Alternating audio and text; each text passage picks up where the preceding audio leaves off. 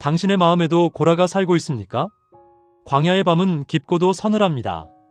끝없이 펼쳐진 모래 언덕 위로 차가운 바람이 불어오면 사람들의 마음속에도 어느새 스산한 바람이 일기 마련입니다. 이스라엘 백성들은 지금 오랫동안 척박한 광야를 걷고 있습니다. 몸이 고단하면 마음도 약해지는 법일까요? 그들 사이에서 불어온 바람은 단순한 모래바람이 아니었습니다. 그것은 불평과 불만, 그리고 그보다 훨씬 더 위험하고 은밀한 반역의 기운이었습니다. 오늘은 바로 그 광야 한가운데서 일어났던 이스라엘 역사상 가장 비극적이면서도 우리 인간의 내면을 적나라하게 보여주는 사건, 고라의 반역에 대한 이야기를 깊이 들여다보려 합니다. 이스라엘 백성들에게 내린 재앙들은 잠시나마 그들의 불평을 잠재우는 듯 했습니다.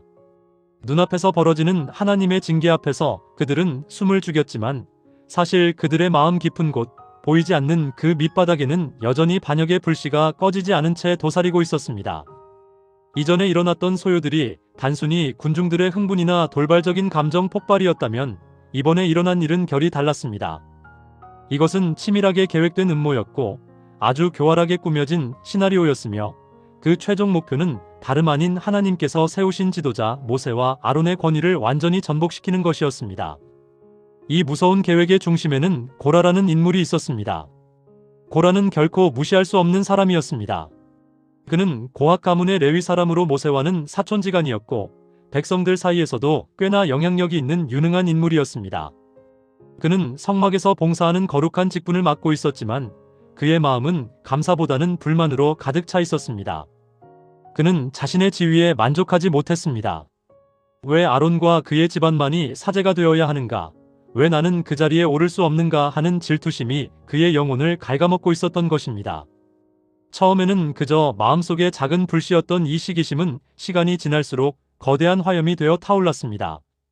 그는 겉으로는 충성하는 척했지만 뒤로는 은밀하게 사람들을 모으고 모세와 아론의 권위에 도전할 세력을 규합하기 시작했습니다. 고라의 장막 근처에는 르우벤 지파의 장막들이 자리 잡고 있었습니다.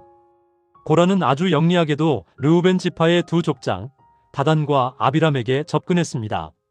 이들은 야곱의 장자인 르우벤의 후손이라는 자부심이 있었기에 이스라엘의 행정적인 통치권이 자신들에게 있어야 한다고 믿고 있었습니다. 고라는 그들의 야망을 자극했습니다.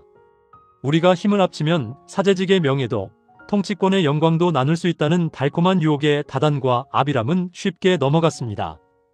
그렇게 성막의 남쪽 은밀한 장막 안에서 무서운 음모가 싹트고 있었습니다. 당시 백성들의 분위기 또한 이들에게 유리하게 돌아가고 있었습니다.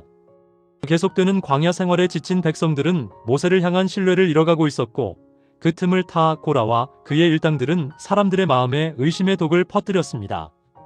그들은 백성들이 광야에서 죽게 된 것이 그들의 죄 때문이 아니라 모세가 지도력을 잘못 발휘했기 때문이라고 속삭였습니다. 모세가 우리를 이 고생길로 몰아넣었다. 그가 아니었다면 우리는 벌써 젖과 꿀이 흐르는 땅에 들어갔을 것이다라는 말이 퍼지자 백성들의 눈빛은 흔들리기 시작했습니다. 이스라엘 백성들은 가장 중요한 사실을 잊고 있었습니다. 그들을 인도하는 분은 모세라는 인간이 아니라 구름 기둥과 불 기둥 속에 임재하신 하나님이라는 사실을 말입니다.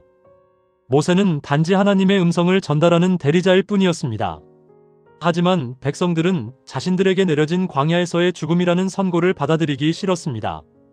그 현실을 부정하고 싶었기에 그들은 하나님이 아닌 모세를 원망의 대상으로 삼았습니다. 세상에서 가장 온유한 사람이라 불렸던 모세조차도 이렇게 작정하고 달려드는 거대한 반항 앞에서는 어찌할 도리가 없었습니다. 모세에게는 차라리 양을 치던 목자 시절이 훨씬 더 행복하고 평화로웠을지도 모릅니다. 하지만 그에게 주어진 지팡이는 이제 양떼를 모는 막대기가 아니라 하나님의 권위를 상징하는 무거운 사명이었기에 그는 도망칠 수도 포기할 수도 없었습니다. 하나님은 이 모든 은밀한 움직임을 지켜보고 계셨습니다. 고라와 그 추종자들이 나누는 속삭임, 그들의 마음속에 꿈틀거리는 야망을 모두 알고 계셨습니다. 사실 하나님은 이미 미리암의 사건을 통해 경고를 주신 바 있습니다. 모세를 비방했던 미리암이 문둥병에 걸렸을 때 하나님은 내가 모세와는 대면하여 말한다고 분명히 선언하셨습니다. 그러나 고라와 그의 일당들은 그 경고를 자신들과 상관없는 일로 치부했습니다.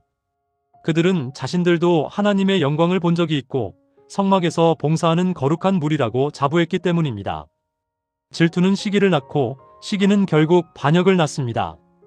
고라는 백성들 사이에서 명망 있는 지휘관 250명을 포섭하는 데 성공했습니다. 이들은 당대의 엘리트들이었습니다. 고라는 이들에게 모세와 아론이 스스로를 높여 우리 위에 군림하려 한다. 우리 모두가 거룩한데 왜 그들만 특별한 척하는가라는 논리를 펼쳤습니다. 이 말은 듣기에 그럴싸했습니다. 잘못을 저지르고 책망받는 것보다 당신들은 훌륭하다. 당신들은 억울한 피해자다라고 추켜 세워주는 말에 사람들은 더 쉽게 마음을 엽니다. 고라는 바로 그 점을 파고들었습니다. 그는 백성들에게 동정심을 유발하고 모세를 독재자로 몰아세웠습니다. 만약 내가 지도자였다면 여러분을 이렇게 고생시키지 않았을 것입니다. 우리는 벌써 가나안에 도착했을 겁니다.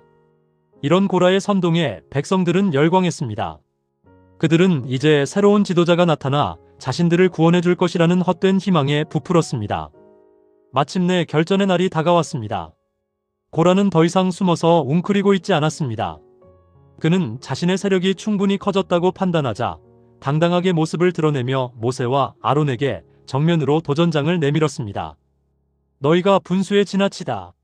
온 회중이 다 거룩하고 여호와께서도 우리 중에 계시는데 어찌하여 너희가 여호와의 총회 위에 스스로를 높이느냐? 그들의 목소리는 서슬 퍼런 칼날 같았습니다. 모세는 이 기가 막힌 상황 앞에서 변명하거나 화를 내는 대신 그 자리에 엎드려 하나님께 기도했습니다. 그리고 슬픔을 머금은 채 일어나 침착하게 말했습니다. 내일 아침 여호와께서 누가 그에게 속한 자인지 누가 거룩한 자인지 보이실 것이다. 모세는 그들에게 각자 향로를 가지고 나오라고 명했습니다. 향을 피우는 일은 오직 제사장만이 할 수 있는 거룩하고도 위험한 일이었습니다. 과거 나답과 아비후가 다른 불을 들였다가 죽임을 당했던 것을 기억한다면 이는 목숨을 건 시험이었습니다. 그러나 권력욕에 눈이 먼 고라와 250명의 지휘관들은 그 제안을 덥석 받아들였습니다. 한편 모세는 다단과 아비람을 불렀습니다. 혹시나 그들이 마음을 돌리지 않을까 하는 일말의 기대를 가지고 불렀지만 그들의 대답은 차가웠습니다. 우리는 올라가지 않겠노라. 내가 우리를 젖과 꿀이 흐르는 땅에서 이끌어내어 광야에서 죽이려는 것도 모자라. 이제는 우리 위에 왕이 되려 하느냐? 그들은 적반하장으로 모세를 비난했습니다. 그들은 노예 생활을 했던 이집트를 젖과 꿀이 흐르는 땅이라고 미화하며 하나님의 약속을 조롱했습니다. 인자한 목자였던 모세를 그들은 자신의 눈을 멀게 하는 폭군으로 매도했습니다. 모세의 마음이 얼마나 찢어졌을까요? 하지만 모세는 끝까지 자신을 변호하지 않았습니다. 오직 하나님만이 재판장이 되시기를 간구할 뿐이었습니다. 다음 날 아침 250명의 반역자들이 향로를 들고 성막 앞에 섰습니다. 그들의 위세는 대단했습니다. 온 회중이 그들의 뒤에 서서 고라를 응원하고 있었습니다. 마치 모세와 아론이 곧 쫓겨나고 새로운 세상이 올 것처럼 분위기는 고조되었습니다. 그때였습니다. 여호와의 영광이 온 회중에게 나타났습니다. 그리고 하나님께서 모세와 아론에게 말씀하셨습니다. 너희는 이 회중에게서 떠나라. 내가 순식간에 그들을 멸하려 하노라. 그 순간에도 모세와 아론은 백성들을 위해 엎드렸습니다. 하나님이여, 한 사람이 범죄하였거늘 온 회중에게 진노하시나이까? 이 얼마나 놀라운 중보의 기도입니까? 자신을 죽이려 하는 사람들을 살려달라고 애원하는 그 모습은 장차 오실 예수 그리스도의 모습을 닮아 있었습니다. 하나님께서는 모세의 기도를 들으시고 백성들에게 기회를 주셨습니다. 고라와 다단과 아비람의 장막에서 떠나라. 그들의 물건은 아무것도 만지지 말라. 모세가 백성들에게 외쳤습니다. 임박한 심판의 공포가 느껴졌는지 사람들은 서둘러 그들의 곁을 떠났습니다. 하지만 반역의 우두머리들은 끝까지 오만했습니다. 그들은 자신들의 장막 문에 서서 모세를 노려보았습니다. 모세가 엄숙하게 선언했습니다. 만일 이 사람들의 죽음이 모든 사람과 같다면 여호와께서 나를 보내심이 아니거니와 만일 땅이 입을 열어 이 사람들을 삼켜 산 채로 음부에 빠지게 하시면 너희가 여호와를 멸시한 것인 줄 알리라. 모세의 말이 끝나기가 무섭게 땅이 갈라졌습니다.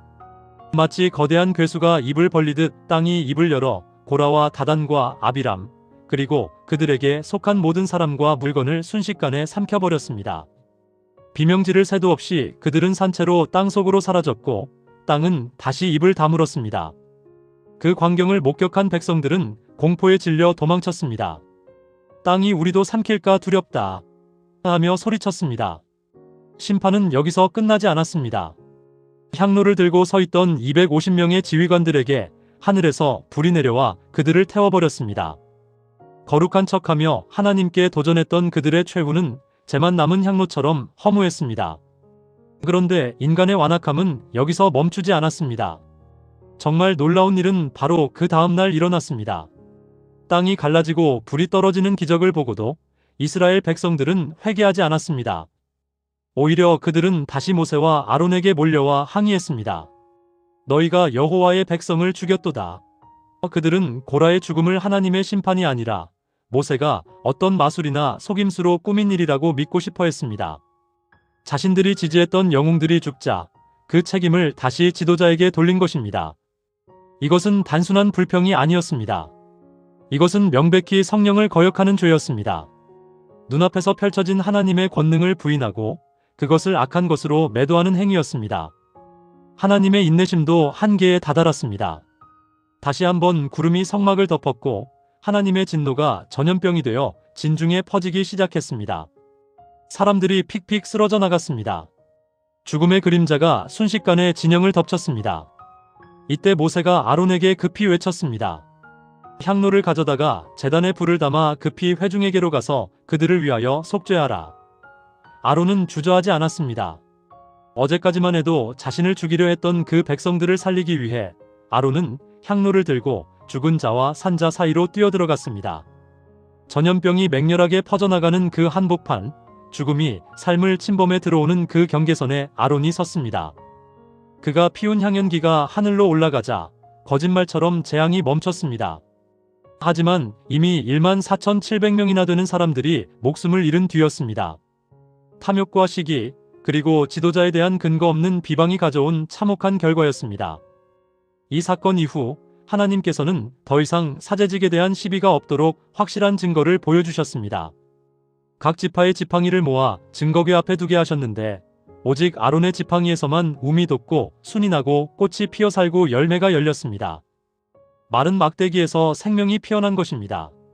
이것은 사제직이 인간의 야망이나 투쟁으로 쟁취하는 것이 아니라 오직 하나님의 선택과 생명의 능력으로 주어지는 것임을 보여주는 표징이었습니다. 그제야 백성들은 자신들의 죄를 깨닫고 두려워 떨었습니다. 우리가 죽게 되었나이다. 망하게 되었나이다. 그들의 뒤늦은 고백이 광야에 울려 퍼졌습니다. 고라의 반역은 단순히 수천 년 전의 옛날 이야기가 아닙니다. 이것은 오늘날 우리 마음속에서 일어나는 영적 전쟁의 축소판입니다. 고라의 마음을 지배했던 것은 루스벨, 즉 사단이 품었던 교만과 시기심이었습니다. 나도 저 자리에 앉을 자격이 있다. 왜 나를 알아주지 않는가라는 생각은 우리를 하나님으로부터 멀어지게 하고 결국 파멸로 이끕니다. 고라는 겉으로는 백성을 위하는 척, 정의를 부르짖는 척했지만 그 내면에는 자기를 높이고자 하는 욕망이 꿈틀거리고 있었습니다. 오늘날 우리 주변에도, 아니 혹시 우리 자신의 마음속에도 이런 고라의 모습이 숨어있지는 않을까요? 진리를 수호한다는 명목하에 혹은 더 나은 공동체를 만든다는 핑계로 하나님이 세우신 질서를 무너뜨리고 자신의 의를 드러내려는 시도들이 있지는 않습니까? 이야기 속의 백성들처럼 우리는 때로 하나님의 명백한 징계 앞에서도 핑계를 찾으려 합니다. 내 잘못을 인정하기보다는 남 탓을 하고 하나님의 종들을 비난함으로써 내 양심의 가책을 덜어보려 합니다. 그 사람이 나를 잘못 인도했어. 상황이 어쩔 수 없었어라고 말입니다. 그러나 빛을 거절하면 어둠은 더 깊어지고 마음은 더욱 딱딱하게 굳어질 뿐입니다. 성령의 호소를 계속해서 거절하면 결국에는 되돌아올 수 없는 강을 건너게 됩니다. 고라와 그 일당이 맞이한 비극은 바로 이 거역함의 끝이 무엇인지를 우리에게 엄중하게 경고하고 있습니다. 하지만 이 무서운 심판의 이야기 속에서도 우리는 희망을 봅니다. 반역하는 백성들을 위해 엎드려 기도했던 모세, 그리고 죽음을 무릅쓰고 연병이 퍼지는 현장으로 달려가 산자와 죽은 자 사이에 섰던 아론의 모습에서 우리는 예수 그리스도를 발견합니다. 우리의 죄악에도 불구하고 우리를 위해 중보하시고 십자가에서 우리를 대신해 심판을 받으신 그분의 사랑이 있었기에 오늘 우리가 살아있는 것입니다. 아론의 쌍난 지팡이가 죽은 나무에서 생명을 피워냈듯이 그리스도의 부활은 죽을 수밖에 없는 우리에게 영원한 생명의 소망을 주셨습니다. 고라의 반역 사건은 우리에게 묻습니다. 당신은 지금 누구의 음성에 귀를 기울이고 있습니까? 달콤하게 당신의 자존심을 세워주는 고라의 속삭임입니까? 아니면 뼈아픈 책망일지라도 생명으로 인도하는 하나님의 말씀입니까? 시기와 질투는 뼈를 썩게 하지만 겸손과 순종은 생명을 얻게 합니다. 광야와 같은 인생길을 걸어가는 동안 내 뜻대로 되지 않는다고 불평하며 땅을 내려다볼 것이 아니라 구름 기둥으로 인도하시는 하나님을 바라보아야 할 것입니다. 우리 마음속에 고라의 영이 아닌 모세의 온유함과 예수 그리스도의 순종이 자리 잡기를 소망해 봅니다. 오늘 하루 여러분의 삶의 지팡이에도 아름다운 성령의 열매가 맺히기를 바라며 이야기를 마칩니다.